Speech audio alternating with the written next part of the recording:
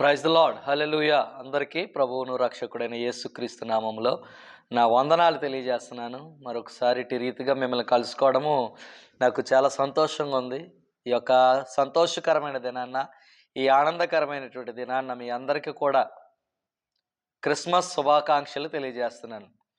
క్రీస్తును నమ్మిన మనం అందరం కూడా క్రిస్మస్ను చాలా ఆర్భాటంగా, సంతోషంగా మనం చేసుకుంటాం. ఈ క్రిస్మస్ పండుగ అనేది కేవలము మన భారతదేశంలోనే కాదు కానీ ప్రపంచ దేశాలన్నీ కూడా జరుపుకునేటువంటి ఏకైక పండగ ఏదైతే ఉందో అదే క్రిస్మస్. ఈ పండుగను సకల ప్రపంచము కూడా చేసుకుంటుంది. సర్వ మానవాళి కూడా ఈ యొక్క క్రిస్మస్ పండుగను చేసుకుంటారు. క్రిస్మస్ అంటే అభిషక్తునికి ఆరాధన, క్రీస్తుకు ఆరాధన.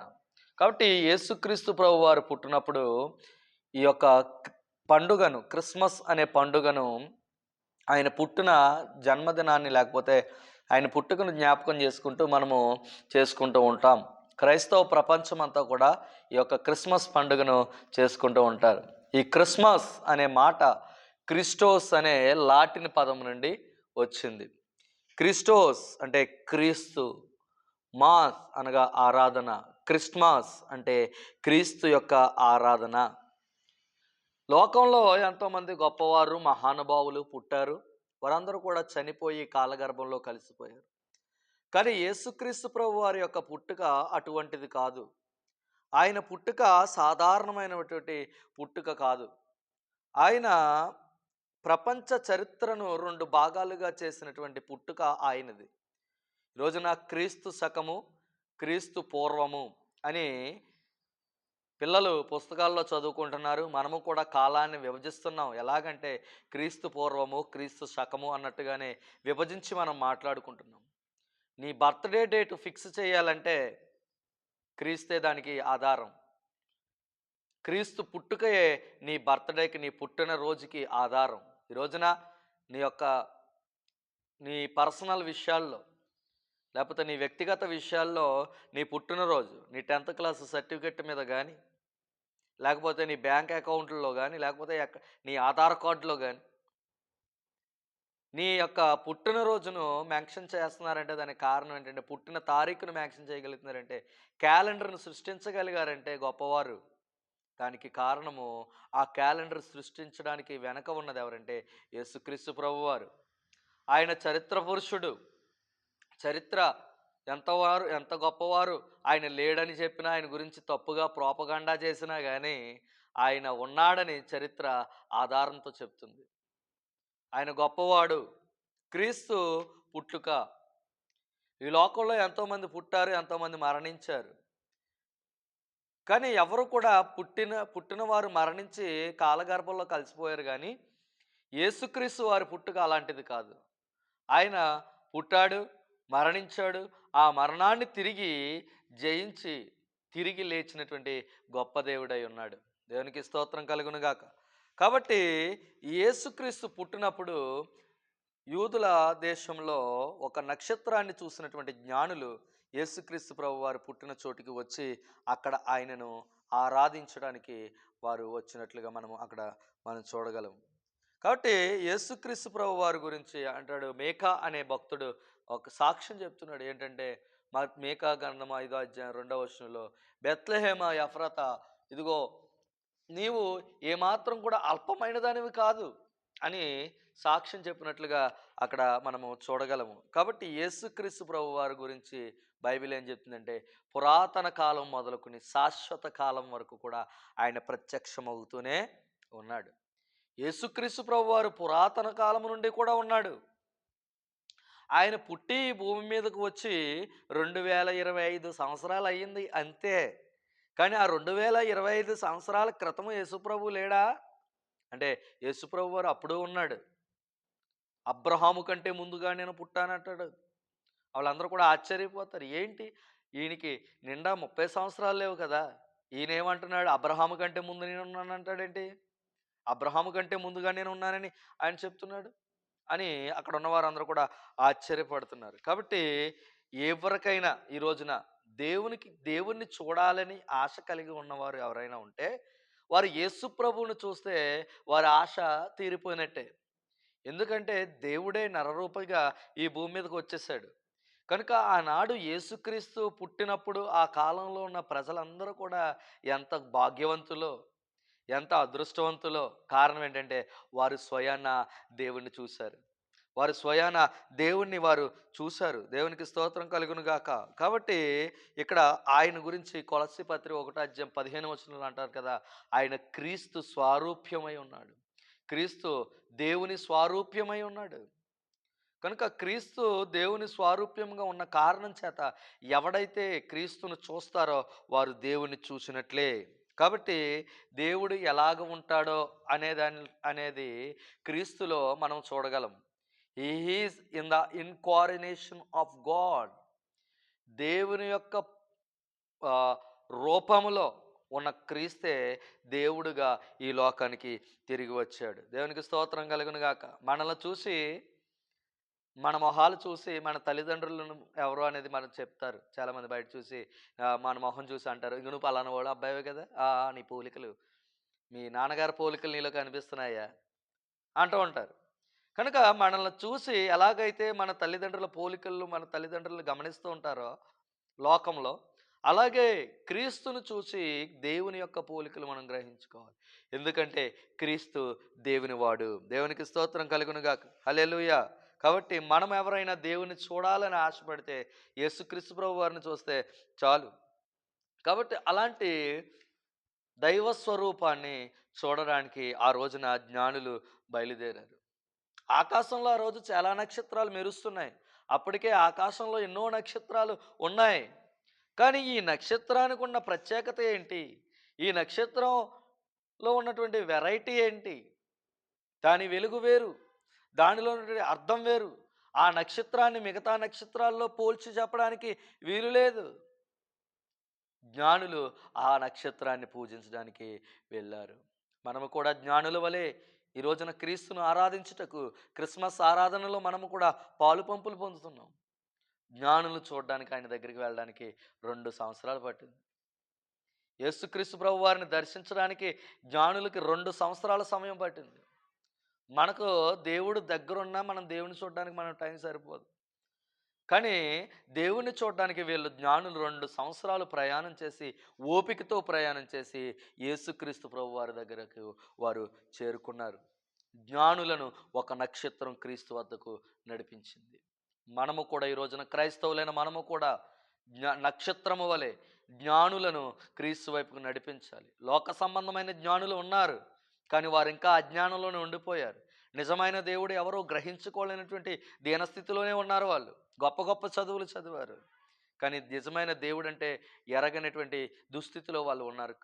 ఆ కారణం చేత ఆ నక్షత్రము ఎలాగైతే జ్ఞానులను క్రీస్తు వద్దకు నడిపించే బాధ్యత తీసుకుందో, ఈ రోజున అలాంటి బాధ్యత మనము తీసుకోవాలి. నక్షత్రాల్లో ఉన్న రెండవ లక్షణం ఏంటంటే అది ప్రకాశిస్తుంది. మనము కూడా క్రీస్తు కొరకు ప్రకాశించాలి. ప్రభువు కొరకు వెలిగే తారల్లాగా మనం ఉండాలి. ఆ క్రిస్మస్ తార జ్ఞానులను నడిపించిన తార అంటుంది, నన్ను పరిశీలించండి, నన్ను అనుసరించండి, నేను మిమ్మల్ని క్రీస్తు వద్దకు నడిపిస్తాను. ఈ రోజున నువ్వు కూడా చెప్పగలగాలి, ఇదిగో నన్ను అనుసరించు. అపోస్తలుడైన పౌలు అంటాడు, ఇదిగో నేను క్రీస్తుని పోలి నడుచుకున్న ప్రకారము మీరు కూడా నన్ను పోలి నడుచుకోండి అన్నట్లుగా ఈరోజు మనము కూడా లోకమునకు వెలుగు అయి ఉండి మనము క్రీస్తుని పోలి నడుచుకున్నట్టు ద్వారా మన నుండి కూడా అనేకులు క్రీస్తును వెంబడించే ఆ స్థితిలోనికి రావడానికి మనము ప్రయత్నం చేయాలి. కాబట్టి ఆ తార క్రీస్తు యొక్క ప్రత్యేకమైనటువంటి తార. వీళ్ళు మరలా ఎక్కడికి వెళ్ళారంటే హెరోజు రాజు దగ్గరికి వెళ్ళి అక్కడ పుట్టాడేమో అనుకుని రాజభవనంలోకి వెళ్ళి అక్కడ అడుగుతున్నారు, ఎక్కడ పుట్టాడు? రాజులకు రాజు పుట్టాడట, ఎక్కడ పుట్టాడు అని అడుగుతుంటే, రాజు పుట్టాడా, ఎక్కడ పుట్టాడని హెరోదు రాజుకు హృదయంలో కూడా కలవరము కలిగింది. కాబట్టి యేసుక్రీస్తు వారి యొక్క జన్మ భక్తి లేని వారికి, భక్తిహీనులకు, పాపులకు అది ఎలాంటిదంటే ఆ యొక్క జన్మ కలవరం పుట్టించేది. వారు యేసు ప్రభు వారికి 3 రకాలైనటువంటి బహుమానాలు తీసుకుని వచ్చారు అక్కడ జ్ఞానులు. ఒకటి ఏం తీసుకొచ్చారంటే బంగారం, బంగారము అంటే రాజులకు ఇవ్వదగినటువంటి ఒక గొప్ప బహుమానం. బంగారాన్ని ఎవరికి తీసుకొస్తారండి? రాజులకు, విలువైన వారికి విలువైనవే ఇవ్వాలి. రాజు దగ్గరికి వెళ్ళి విలువలేనివి ఎవరు కూడా ఇవ్వరు కదా! గొప్ప వ్యక్తి దగ్గరికి వెళ్ళినప్పుడు గొప్ప వస్తువులనే పట్టుకెళ్తాం. కాబట్టి యేసుక్రీస్తు ప్రభువారు ఒక రాజుగా గుర్తించి వారు బంగారాన్ని తీసుకొని వచ్చారు. దానికి తుప్పు పట్టదు. అది నశించిపోదు బంగారము. ఇది దేనికి సాదృశ్యంగా ఉందంటే, ఈయన నిత్యము పరిపాలన చేసే రాజై ఉన్నాడు. ఈయన రాజ్యానికి అంతము లేదు అనడానికి సాదృశ్యంగా వారు ఆ బంగారాన్ని తీసుకొని వచ్చారు. రెండవది సాంబ్రాణి. ఇది యాజకత్వానికి సూచనగా ఉంది. దేవునికి మనిషికి మధ్యవర్తిగా క్రీస్తు ఉన్నాడు. ఆ సాంబ్రాణి ధూపము ఎలాగైతే దేవుని దగ్గరికి మనము నైవేద్యంగా అర్పిస్తామో, ఆ ధూపాన్ని వేస్తామో, అలాగే యేసుక్రీస్తు ప్రభువారు కూడా ఒక సాంబ్రాణి వలె ఉన్నాడు. మన పాప పరిహార నిమిత్తము ఆయన ఉన్నాడు. కనుక ఇక్కడ ప్రార్థన ధూపం వలె ఆయన వేస్తున్నాడు. కీర్తనకారుడు అంటాడు, నా ప్రార్థన ధూపం వలె నీ సన్నిధికి చేరాలి అని కీర్తనకారుడు ఆశపడుతుంటాడు కదా. కాబట్టి యేసు ప్రభు శిలువ మీద ఆ ప్రార్థనా ధూపాన్ని మన కోసం వేశాడు. ఏమని ప్రార్థన చేస్తున్నాడు? తండ్రి, వీరేమి చేయుచున్నారు వీరు ఎరుగరు గనుక వీరిని క్షమించు అని ఆ యొక్క ప్రార్థనా ధూపాన్ని దేవునికి ఆయన వేశాడు. కాబట్టి ఇక్కడ ఇంకొకటి ఏంటంటే బోలాన్ని తీసుకొచ్చారు. బోలం అనగా చేదు, చేదు వార్త ఏమిటంటే ఆయన మరణించాలి. ఆయన స్త్రీ కనిన నరుడు కొద్ది దినములుగా వాడే అంటాడు యోబు గ్రంథంలో. అలాగనే యేసుక్రీస్తు ప్రభువారు కొద్ది దినములే బ్రతుకుతాడు అనడానికి, విచారానికి సాదృశ్యంగా, చేదునకు సాదృశ్యంగా ఆ యేసుక్రీస్తు ప్రభువారికి బోలాన్ని తీసుకుని వచ్చారు. బంగారము, బోలము, సాంబ్రాణి వీటిని కానుకలుగా యేసుక్రీస్తు ప్రభువారికి ఆ జ్ఞానులు అర్పించారు. కాబట్టి యూదుల సాంప్రదాయం ప్రకారం ఈ బోలాన్ని ఎవరికి వేస్తారంటే చనిపోయిన వారి మీద ఈ బోలాన్ని వేస్తారు. ఎందుకంటే వారి శవాలకి చెడు వాసన రాకుండా చనిపోయిన వారి మీద వేస్తారు. అందుకే కీర్తనకారుడు కీర్తన గ్రంథం 16వ అధ్యాయం 10వ వచనంలో అంటాడు కదా, ఇదిగో నీ యొక్క పరిశుద్ధుణ్ణి నువ్వు కుళ్ళు పట్టనివ్వు. నిజమే, ఆయన చనిపోయాడు, కానీ ఆయన శవం తిరిగి లేచి ఆయన శవం కుళ్ళిపోయిన స్థితిలో లేదు. 3 రోజులు చనిపోయి శవంగానే ఉన్నాడు, కానీ తిరిగి లేచి తాను పరిశుద్ధుడని, తను సజీవుడని తాను నిరూపించుకున్నాడు. కాబట్టి జ్ఞానుల వంటి ఆరాధన గొప్ప ఆరాధన. అలాంటి ఆరాధన మనం కూడా చేయాలి. కాబట్టి ఈ రోజున దేవుడు అంటున్నాడు, ఇదిగో ఆ జ్ఞానులు ఎలాగొచ్చారంటే వారిని దూత వేరొక దారిని పంపేసింది. వారు ఏ మనసుతో వచ్చారో ఆ మనసుతో ఆరాధించుకుని వచ్చారు. వారు చేయాలనుకున్న పనిని చేసి వారు వెళ్ళిపోయారు. అయితే ఇక్కడ అంటున్నాడు, ఈరోజు అక్కడ అంటున్నాడు, మీరు వచ్చిన మార్గంలో వెళ్లకుండా వేరొక మార్గంలో వెళ్ళండి అని అక్కడ దూత ఆ జ్ఞానులను గద్దించింది. అంటే ఇక్కడ మనం అర్థం చేసుకోవాల్సింది ఏంటంటే, ఈరోజు నువ్వు ఏ మార్గం గుండా వచ్చావో, కష్టాల మార్గం గుండా, కన్నీటి మార్గం గుండా, దుఃఖ మార్గం గుండా యేసుప్రభు సన్నిధికి ఈరోజు వచ్చావేమో, దేవుడు అంటున్నాడు, నీవు మరలా ఇక్కడ నుండి ఈ క్రిస్మస్ ఆరాధన జరిగిన తర్వాత ఈ క్రిస్మస్ ఆరాధన నుండి నీవు ఎలాగెళ్ళవంటే, ఇదిగో దుఃఖముతో వెళ్ళవు, బాధతో వెళ్ళదు, కన్నీటితో వెళ్ళవు, ఆనందంతోనే మరలా తిరిగి వెళ్ళిపోతావు. దేవునికి స్తోత్రం కలుగును గాక. కాబట్టి రూటు మారిపోతుంది. రోజుల్లో చాలామంది జీపీఎస్ని నమ్ముకుంటున్నారు. నీ రూట్ మారాలంటే జీపీఎస్లు కాదు నమ్ముకోవాల్సింది, యేసుక్రీస్తు ప్రభువారిని నమ్ముకో. నేనే మార్గము, నేనే సత్యము, నేనే జీవం అన్నటువంటి యేసుక్రీస్తు ప్రభువారిని నువ్వు నమ్ముకున్నప్పుడు నీ రూటు మారిపోతుంది. కాబట్టి యేసుక్రీస్తు ప్రభువారు మెచ్చినటువంటి ఆరాధన, యేసుక్రీస్తు ప్రభువారికి చేసినటువంటి ఆరాధన మనం చూస్తే, ఇంకొక వ్యక్తి లోకాసు వార్త 7వ అధ్యాయం 36 నుంచి 38 వచనాలు చూస్తే, యేసుక్రీస్తు ప్రభువారు మెచ్చినటువంటి ఆ ఆరాధన ఏమిటంటే, ఒక పాపాత్మురాలైనటువంటి స్త్రీ చేసింది. ఏం చేసింది? యేసుక్రీస్తు ప్రభువారి దగ్గరికి వచ్చి ఆయన పాదాలను ముద్దాడి, ఆయన పాదాలకు అత్తరు పూసి, ఆయన పాదాలకు దానికి ఆ పాదాలను తల వెంట్రుకలతో తుడిచి ఎంతో పరిచర్య చేసింది. ఆ ఆరాధనను యేసుక్రీస్తు ప్రభువారు ఇష్టపడ్డాడు. దేవునికి స్తోత్రం కలుగును గాక. క్రిస్మస్ అంటే క్రీస్తును ఆరాధించుట. ఎలాంటి ఆరాధన? విరిగి నలిగిన హృదయంతో కూడినటువంటి ఆరాధన, ఆత్మ సంబంధమైనటువంటి ఆరాధన. దేవునికి కావాలి తప్ప ఆచార సంబంధమైన క్రిస్మస్ దేవునికి ఇష్టం లేదు. ఏదో అందరూ చేస్తున్నారు కదా! మనం చేద్దాం అన్నట్టుగా ఆచార సంబంధమైన క్రిస్మస్ నువ్వు చేస్తే అది దేవుడికి నచ్చదు. ఎలాంటి క్రిస్మస్ చేస్తున్నాం ఈ రోజున? కనుక ఈ రోజున యేసుక్రీస్తు ప్రభువారు యేసుక్రీస్తు ప్రభువారికి వీరిద్దరూ చేసినటువంటి ఆరాధన, జ్ఞానులు చేసిన ఆరాధన, పాపాత్మురాలైనటువంటి స్త్రీ చేసిన ఆరాధన గొప్ప ఆరాధనగా చరిత్రలో నిలిచిపోయే పరిశుద్ధ గ్రంథంలోకి ఎక్కాయి. కనుక ఈ రోజున మనం ఎలాంటి ఆరాధన చేస్తున్నాం? క్రిస్మస్ అనగా క్రీస్తు ఆరాధన. మన ఆరాధన ఎలాగా ఉంది? క్రీస్తుని ఆరాధిస్తున్నామని చెప్పి రకరకాలైనటువంటి విన్యాసాలు చేస్తున్నామా? దేవుని సన్నిధిలో దేవుని నామానికి అవమానం తెచ్చే పనులు చేస్తున్నామా?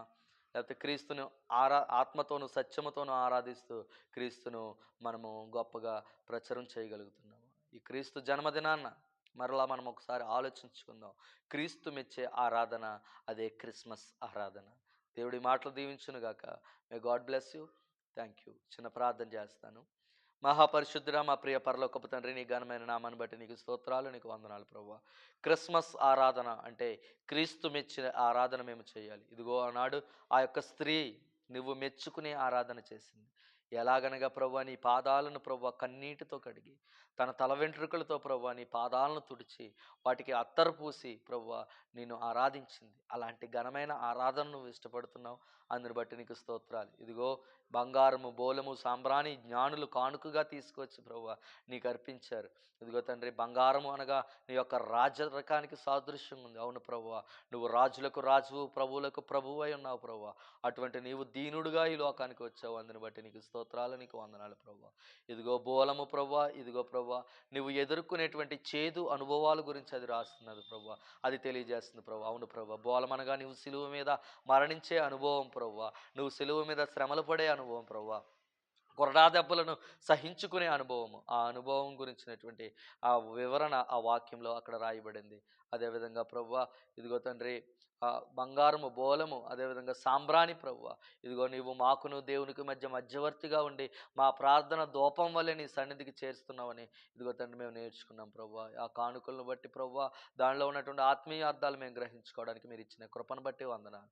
ఈ వీడియో చూసిన ప్రతి ఒక్కరిని కూడా మీరు దీవించండి, ఆశీర్వదించండి. ఈ క్రిస్మస్ పర్వదినాన ప్రభువా వారి కుటుంబాల్లో ఆనందము, ఆదరణ, సంతోషము వారి కుటుంబాల్లో దయచేయమని ప్రార్థన చేస్తాం. ఇంకొక వారం రోజుల్లో మేము నూతన సంవత్సరంలో ప్రవేశిస్తుండగా ప్రభువా నీ కృప, నీ కాపుదల, నీ సన్నిధి మాకు దయచేయమని ప్రభువును రక్షకుడని యేసు నామమున అడిగి వేడుకుంటున్నాను పరమ తండ్రి.